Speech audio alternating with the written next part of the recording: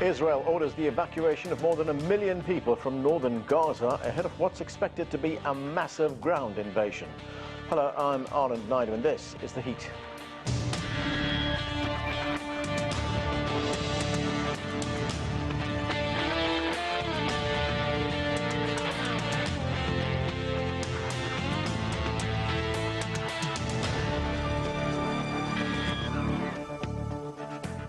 Israel is conducting what's been termed localized raids and bombings in Gaza, but there is expectation of a much bigger invasion. More than 1 million Palestinians in North Gaza were given 24 hours notice to move south, something the United Nations has called impossible. For more, we turn now to the Associated Press news director, Jon Gambrell in Jerusalem. John, what's the latest there and the Israeli response? Anand, we've seen a small raid by Israeli forces into the Gaza Strip today. They say that they were looking for Hamas weapons caches, as well as some of those 150 hostages that Hamas and the Islamic Jihad took last week during Hamas's unprecedented attack on Israel that saw some 1,300 Israelis killed. Now, those forces are now out of Gaza. The Israeli Defense Ministry says that they were only there for a short time, but it comes as there's also just been this widespread airstrike campaign over recent days that has reduced whole city blocks to rubble in Gaza. And analysts say that's sort of what they describe as softening the ground, preparing for that ground offensive. And today we had something even greater than that. We had this order from the Israeli military for those in the northern part of the Gaza Strip to move south. That encompasses some 1 million people, some 1 million Palestinians who would have to flee their homes and go south. Some did not. Some said they were going to stay no matter what.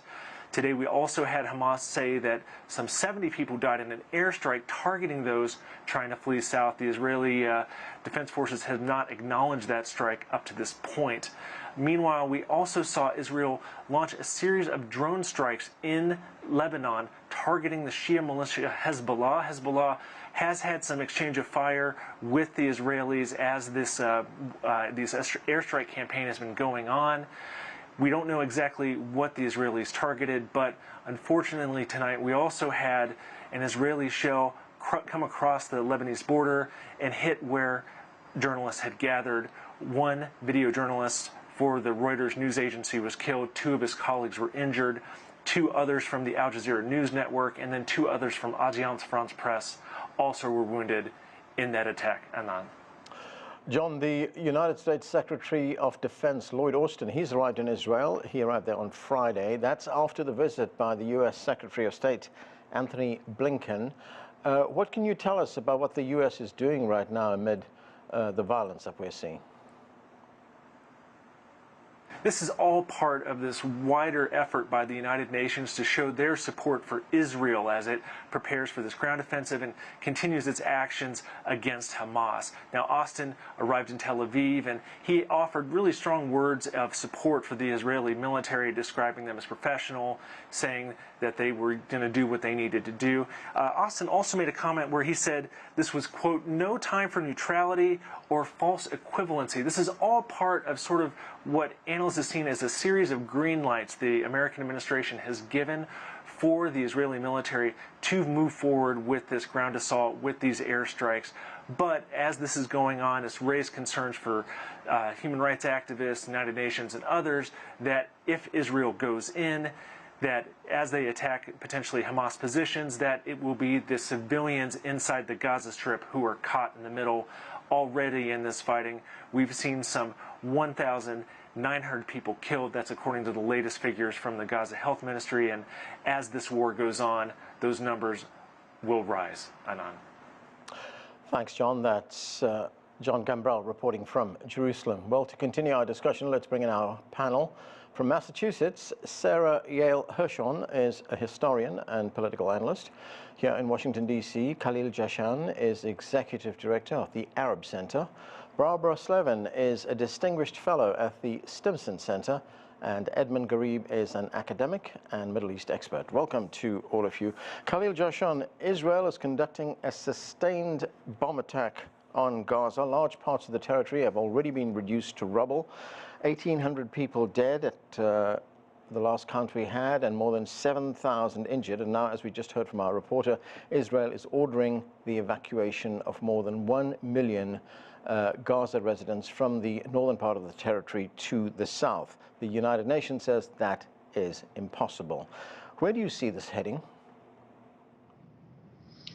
I wish I knew. I think essentially this is deja vu in the sense that we've seen this film before where Israel was challenged by attacks, let's say, from different Palestinian groups. This time the attack, the surprising and successful attack in terms of penetrating Israeli defenses by Hamas fighters and the chaos that followed that raid.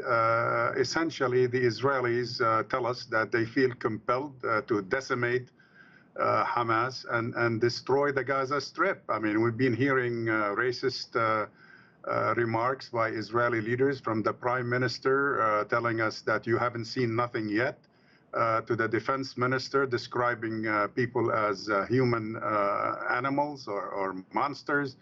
To others who simply are basically saying they want to eradicate Hamas. Now, can you really eradicate Hamas? That's what a lot of experts and international agencies are saying. That's impossible. It's been tried before. It never worked.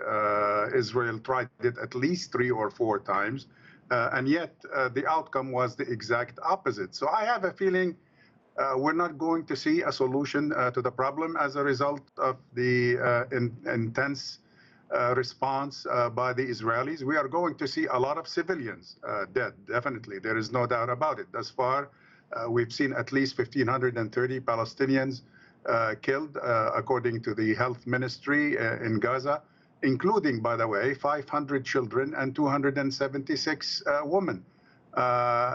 6,000 people injured. The health system is no longer able to cope with the magnitude of this. Yet the Israelis are continuing to target what they perceive or insist on calling as Hamas targets. But what is a Hamas target? I mean, that number of civilians, which already exceed the number of civilians, let's say, and military, lost by the Israelis, because the 1,300 casualties that the Israelis announced include at least 160 to 200 soldiers. So I would say more chaos, more violence, and no political solution.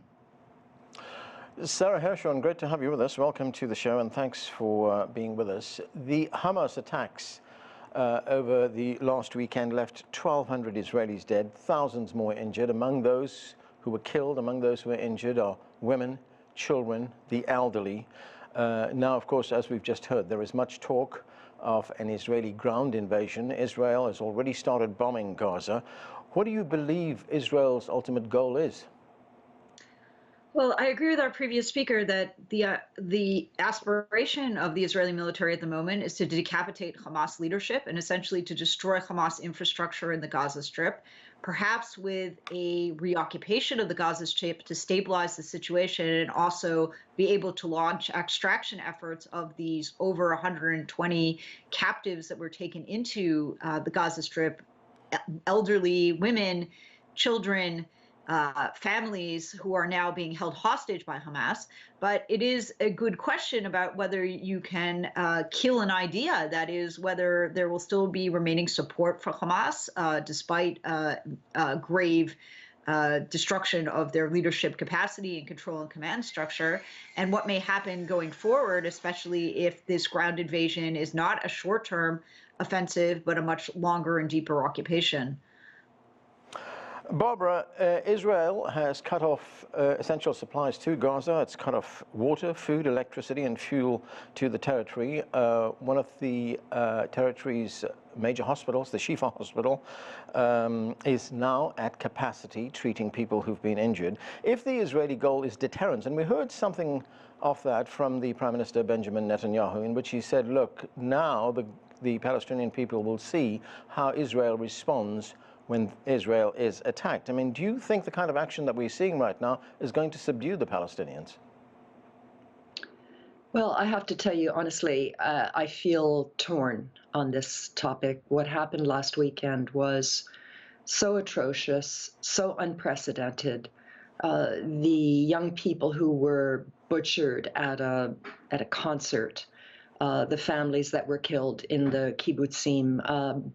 You know, these were many of them people who advocate peace with the Palestinians, not supporters of Bibi Netanyahu and his right-wing government, which focused all its resources on the West Bank, it seems, and on protecting settlers, not on protecting the Israelis in the South. So I understand how traumatized Israeli society is now, and I understand the desire to crush Hamas and make sure that something like this does not happen again.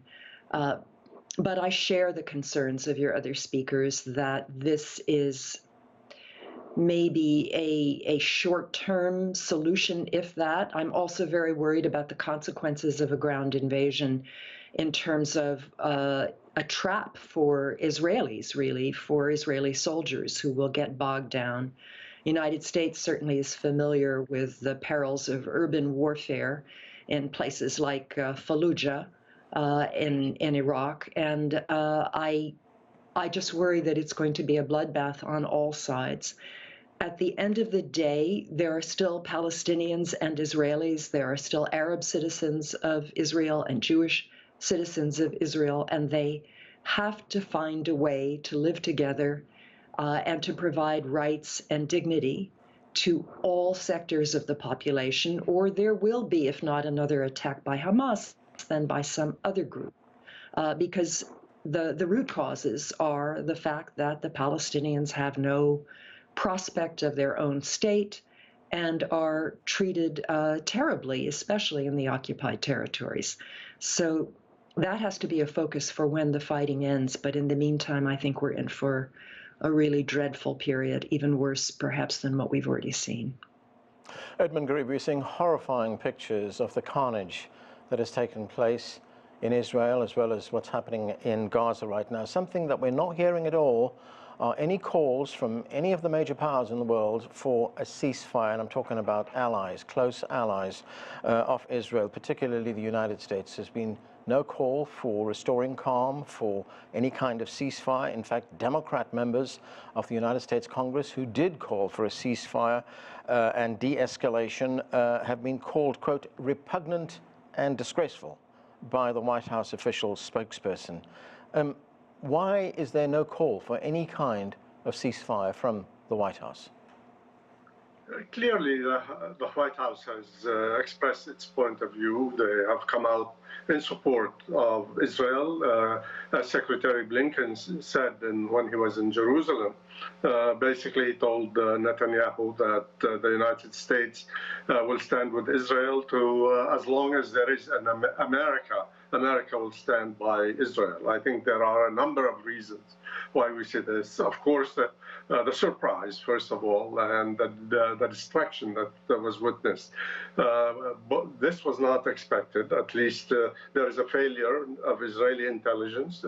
And there is a failure of American intelligence. If the Israelis were not able to predict what was going to happen, or were not able to keep up with what was going on, that means that there is a problem there. The same thing, even if Israel couldn't do it.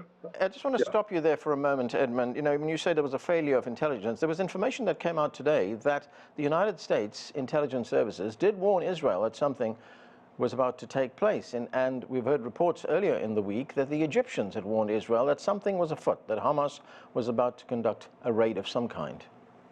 Absolutely. I think this is a very interesting point, because on the one hand, if it was a surprise, then why did this happen?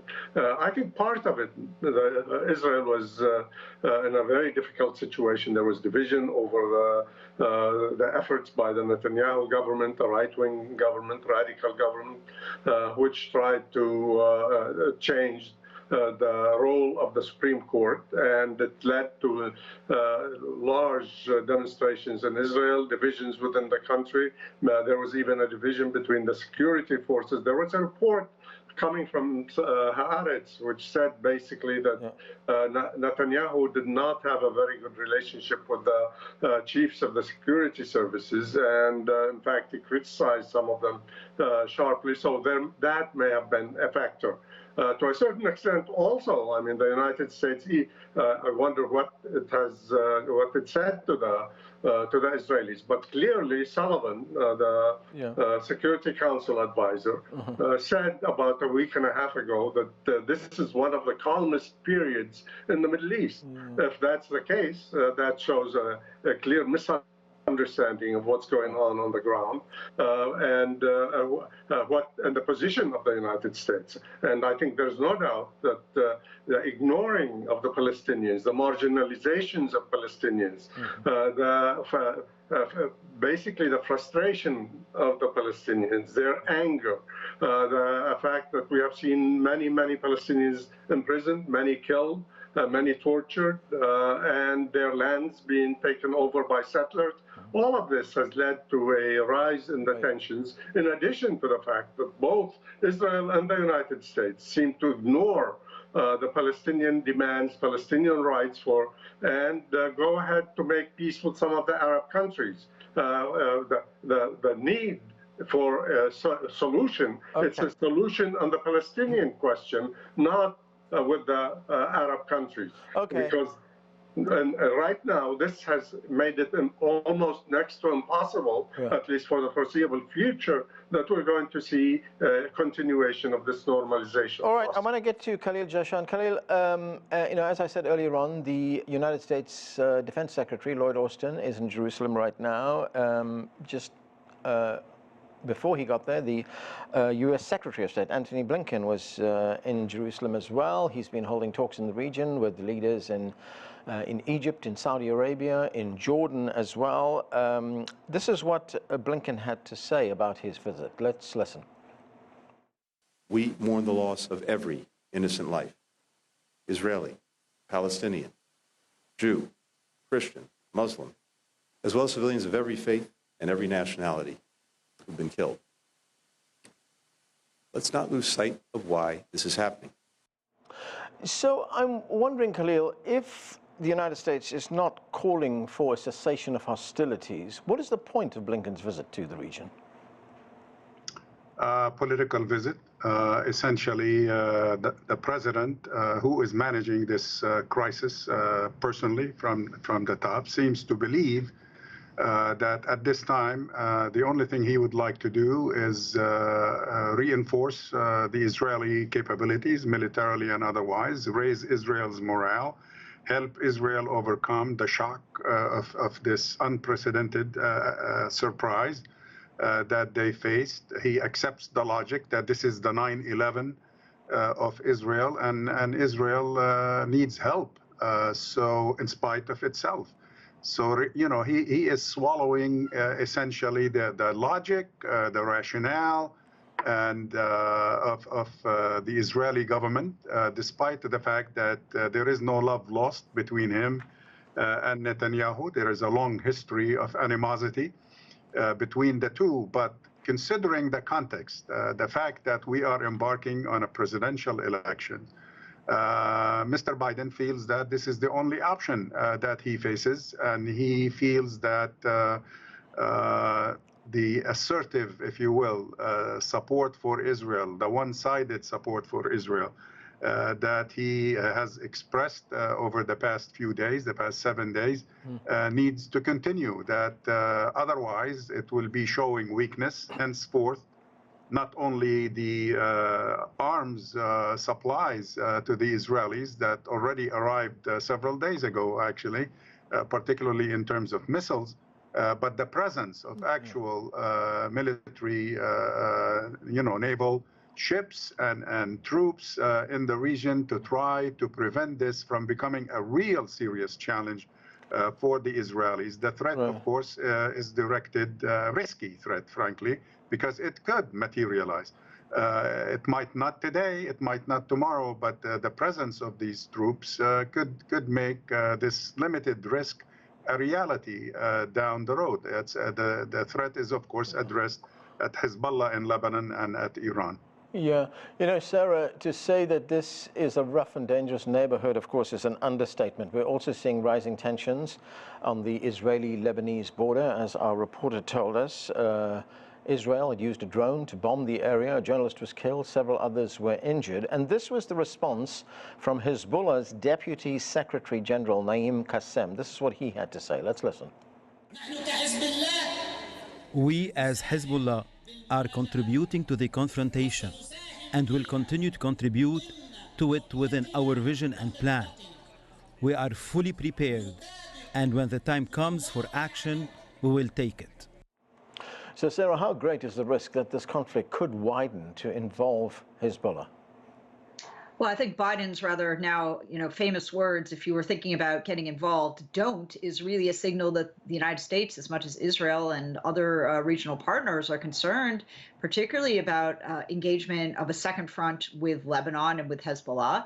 Since the port bombing a few years ago, it's been very clear that Lebanon is mostly a kind of failed state of fiefdoms, including the large presence of Hezbollah and its supporters in Lebanon. Of course, Lebanon has a large Shiite population that is at least somewhat supportive of the activities of this political party and obviously its armed terrorist wing. Hezbollah, of course, is much better armed and much better trained than Hamas, directly by its Iranian supporters. And it is, if there was a second front of the war, I think the larger military and national security risk to Israel comes from Hezbollah rather than Hamas. Hezbollah has guided precision missiles and rockets. It has much more sophisticated tunnels underneath the northern border between Lebanon and Israel, and certainly the direct support of Iran makes it a much larger threat from a military perspective, I think, than Hamas itself. And of course, the opening of a two-front war and perhaps engagement in the West Bank and other regional unrest would certainly make this a much more complicated battle for Israel and for those who are standing behind Israel in this moment. I think what we're really seeing emerge is a kind of proxy war in the Middle East that could be and perhaps even will be widened to a war that's being fought on the real estate of Israel-Palestine, but in fact represents a much larger confrontation between Israel, the United States, and other Western powers with Iran on the soil here in this particular part of the Middle East. And that's a very scary prospect for all of us, both at home and in the region. Barbara, on the point that Sarah makes about this being a proxy war, earlier this week, the Wall Street Journal had a report in which it said that Iran was behind the Hamas attacks. That was almost immediately refuted by all sides, including the Israeli Defense Force. Israel is being blamed, at least Iran is being blamed in part for supporting Hamas. But do you think there is any Iranian involvement in this? Well, it's hard to say whether the Iranians knew this particular operation was going to be mounted, but Iran has been funding Hamas and training Hamas for a long time, so it bears some responsibility, just as the United States bears some responsibility for what Israel does because of our relationship with Israel and all the weapons that we've sent over the years. It's interesting, though, there were some comparisons made with the Yom Kippur War of 1973, and of course then Israel faced all these Arab armies. Now it faces Iranian proxies. So we actually had a piece on the website of the Stimson Center that looked at Iran's 4 fronts against Israel. Yeah. And the fronts are these groups, these non-state actors that it has groomed and trained. So Hezbollah in Lebanon, you have a front on the West Bank now with Palestinian Islamic Jihad and others, of course, Hamas. Yeah. There was yet another front possibly with Syria, where there are a number, of course, of Iran-backed militias that have been growing there since the civil war against Hafez al-Assad. So, I mean, potentially you could have fighting from Lebanon, Syria, West Bank, and Gaza against Israel. Barbara, very quickly, I've just got a few minutes left and I do want to get to Edmund Ghareeb, but on the point of who's supporting whom, I mean, shouldn't some fingers also be pointed at Qatar, which also supports Hamas and where the leadership of Hamas lives. Well, Qatar has also done Israel's bidding in terms of providing economic assistance to Gaza, mediating between Israel and Gaza. So I think it's a very useful country. And, you need somebody who can talk to the other side. You need it now, and you're going to need it very much later on. If I could just add one point about what Khalil said. Yes, the United States, Biden and Blinken, they're all embracing Israel very closely in public, Austin. But I think there are messages that are being sent privately, which is the way Biden works with Israel, to warn them that there are limits. And of course, the U.S. is trying to work with Egypt to arrange a humanitarian corridor for evacuation of Americans. There's some 500 Palestinian Americans stuck in Gaza. And the U.S., is also reaching out to Saudi Arabia and to other Arabs to try to exercise some influence in terms of de-escalation. So I think we're seeing sort of one set of actions in public and another set of actions that are quieter. Okay. Edmund, Ghareeb, what happens to Israel's efforts right now to normalize relations with the Arab world? I mean, we had under President Trump, there was the Abraham Accords. There's been efforts made by the Biden administration to get Saudi Arabia and Israel to start talks. Will that effort now suffer a setback? I mean, we've already heard the Saudis say that they will no longer continue any kind of negotiations with the Israelis. Clearly, I think it is going to suffer. It has already suffered, and I think it will suffer more, particularly if we see more destruction, more killings, especially in Gaza. We are also hearing more and more about so-called humanitarian corridors. The Israelis have blockaded Gaza. They said no water, no electricity, no food. So basically, this is going to be a major crisis. And the Israelis are saying also about 1 million Palestinians should leave Gaza. And where are they going to go? They can't go to the sea, and they can't go to to Israel. So that means maybe the only place would be Egypt. Egypt was not going to allow large numbers, 1 million Palestinians, to go into Sinai. Although, and this is not a new idea. This idea was discussed previously under previous administrations, but again, it didn't go anywhere. Edmund, I'm going to have to interrupt you there. We have run out of time, but thank you to all of you for being with us on the show. That is it for this edition of The Heat. I'm Anand Naidu in Washington, D.C.